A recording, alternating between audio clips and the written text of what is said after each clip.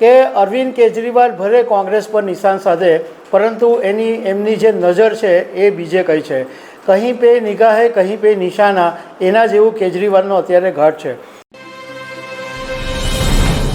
આમ આદમી પાર્ટીએ ગઈકાલે સત્તાવાર જાહેરાત કરી કે અમે હવે ઇન્ડિયા ગઠબંધન સાથે નથી.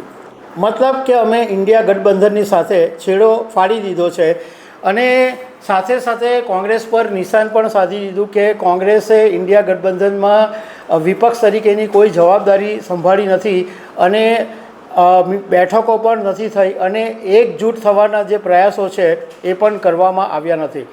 પરંતુ જાણકારોનું કહેવું એમ છે કે અરવિંદ કેજરીવાલ ભલે કોંગ્રેસ પર નિશાન સાધે, પરંતુ એમની જે નજર છે એ બીજે કઈ છે. કहीं પે નિગાહે કहीं પે નિશાના, એના જેવું કેજરીવાલનો અત્યારે ઘાટ છે.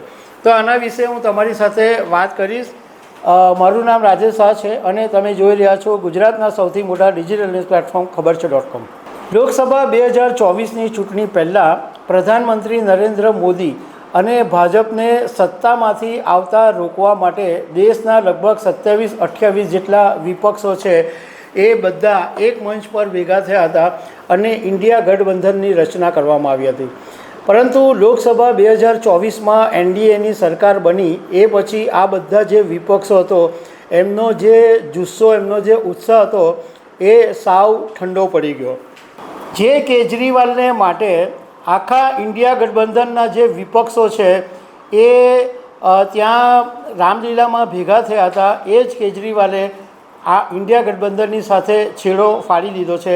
અને જાણકારોનું કહેવું એમ છે કે આમ તો કોંગ્રેસ હરિયાણાની અંદર જ્યારે વિધાનસભાની ચૂંટણી હતી ત્યારે જ સત્તાવાર રીતે આમ આદમી પાર્ટીએ ઇન્ડિયા ગઠબંધન સાથે છેડો ફાડી જ દીધો હતો. આ ગઈકાલે જે જાહેરાત કરી એ માત્ર ઔપચારિક જાહેરાત હતી. આમ આદમી પાર્ટીએ ગઈકાલે જ્યારે જાહેરાત કરી ત્યારે કોંગ્રેસ ઉપર નિશાન સાધ્યું કે જવાબદારીમાં નિષ્ફળ રહ્યા છે અને એક લોકસભા ચૂંટણી પછી 1 વર્ષ સુધી એક પણ બેઠક નથી થઈ.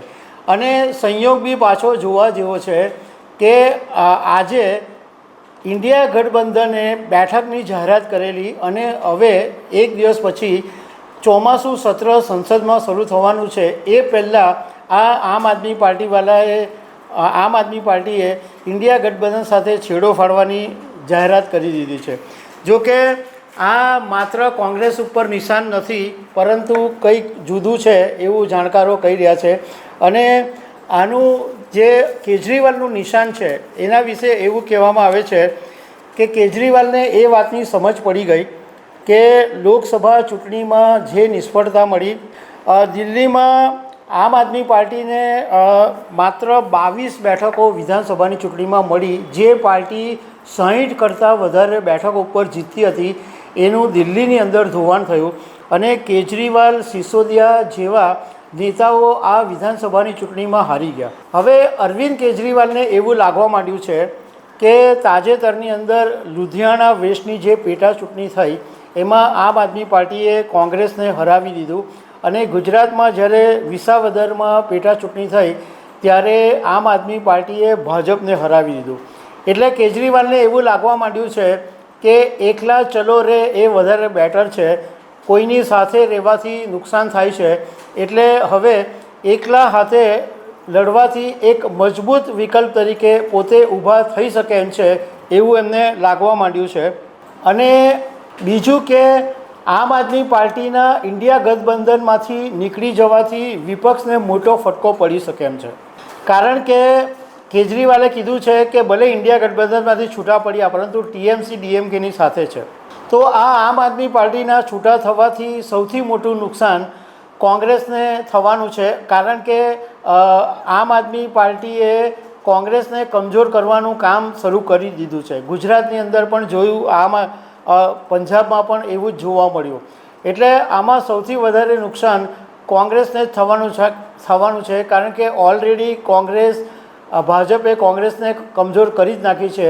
એમાં આમ આદમી પાર્ટી પણ હવે આ એક હિસ્સો બની શકે એમ છે. તો દર્શક મિત્રો, આવી અનેક વાતો સાથે અમે તમને મળતા રહીશું. Thank you very much.